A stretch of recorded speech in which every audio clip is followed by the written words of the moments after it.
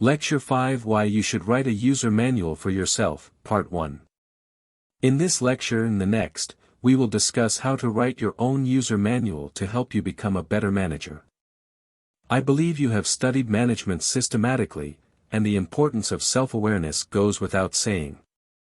Most of the executives and CEOs I have encountered enjoy taking personality tests and exploring themselves, knowing the importance of this.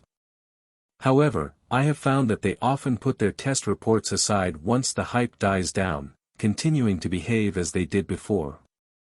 In other words, they enjoy taking tests but do not really let the tests take effect. Where does the problem lie? The self-assessment tools popular on the market generally rely on professional psychological models, and their conclusions are undoubtedly valuable.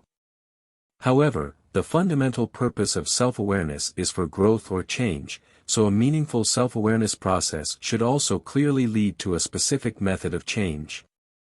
To put it simply, the tests that managers take are like flour, water, eggs, and yeast. They are useful, but because they have not been processed, they cannot be eaten directly. What can be done? How can self-awareness truly improve one's management behavior? Today, I will introduce you to a novel method, writing a user manual for yourself. It may sound strange, as we have only heard of user manuals for household appliances. However, this is a particularly useful tool that I have discovered in practice.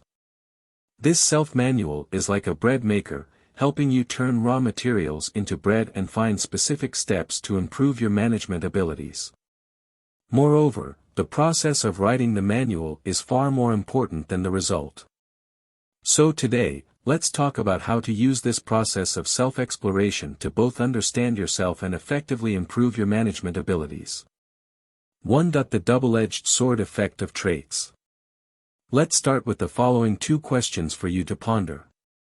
What trait of yours would cause the most harm to yourself? How do you protect yourself from its harm? What kind of environment and support do you need to allow your strengths to shine in your work? If you can quickly and accurately answer these 2 questions, it shows that you know yourself well. Unfortunately, so far, I have not met anyone who can give satisfactory answers right away. The reason is simple: traditional personality tests will not give you the answers. Why am I asking these 2 questions? The most important clue when integrating self-awareness information is the most obvious feature or trait on you. This trait's positive side is our greatest strength and most important resource. However, as the saying goes, every coin has 2 sides. The negative side of this trait is our greatest weakness and the biggest obstacle to our success. From my experience, all information about oneself can be linked together by the main thread of how to minimize the dark side of traits and maximize their bright side, and rearranged. In this way, scattered information becomes meaningful. Let's start with the first aspect: how to minimize the harm of the dark side of your strengths to yourself. Please take a piece of paper and write down what your greatest strength is and what its weakness is. How do you find your greatest strength? There are several methods. 1 is that the strongest common point of all test contents is usually related to your strengths. 2, you can ask people who know you well for feedback, such as, "What do you think is my greatest strength?" or use the Gallup StrengthsFinder test, which lists your strongest traits and strengths at the top. In my experience, there are several situations where strengths become weaknesses. Do you think it is like this? Sometimes the weakness is the overuse of our strengths. For example, if you are good at helping everyone find consensus and avoiding conflicts, but when the team has different opinions, you just try to keep the surface harmony and do not solve the problem. Sometimes the weakness is the bias brought by our strengths. For example, if you are a person who likes innovation and dislikes following rules, you may think that people who follow rules are old-fashioned and lower the team's efficiency. However, you forget the value of rules because of your own preferences. Sometimes the weakness is that we use our strengths in the wrong place. For example, if you are a positive and optimistic person, it would be bad if you were asked to do risk control work. Sometimes the weakness behind the strength is simply misunderstood by people who are different from you. For example, if you are a person with a strong sense of purpose, those relationship-oriented people may think you are cold-blooded. Okay, I won't give more examples. Today, I want you to consider how to avoid the harm of the dark side of your strengths in team management. The third lecture specifically discusses how to deal with your weaknesses. Today, from the perspective of the team, I will give you 2 sentences. First, assess the situation and discern when and how to use your strengths. Second, when it is not suitable to use your strengths, find a support system and use their strengths.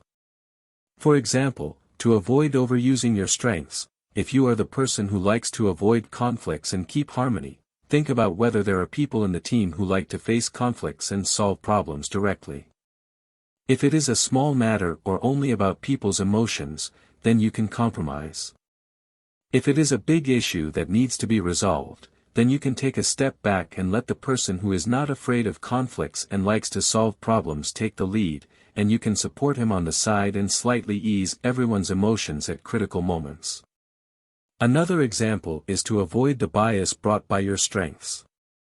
As a person who likes innovation, you only need to be aware of your bias and see the value behind the other person's shortcomings. For example, in terms of execution, people who follow rules will ensure that things move forward according to plan. Then you will naturally know how to cooperate with him. Do you see that by managing the dark side of your strengths, you naturally begin to use other people's strengths? Have you become a better manager? Please list what you plan to do to avoid each weakness on the right. This may involve choosing or avoiding certain situations and environments. For example, if you are an optimistic person, you may choose to work in places where your optimism can be valuable and avoid jobs where risk management is crucial. You can also write down support systems. If you have a strong sense of purpose and are easily misunderstood, you can seek out relationship-oriented people to help you resolve misunderstandings and act as a lubricant for the team, using their strengths to cover up the dark side of your strengths. Of course, the stronger the complementarity, the higher the team efficiency. However, before everyone learns to support each other, conflicts are inevitable in the team. I will discuss conflict resolution in detail in Lecture 17.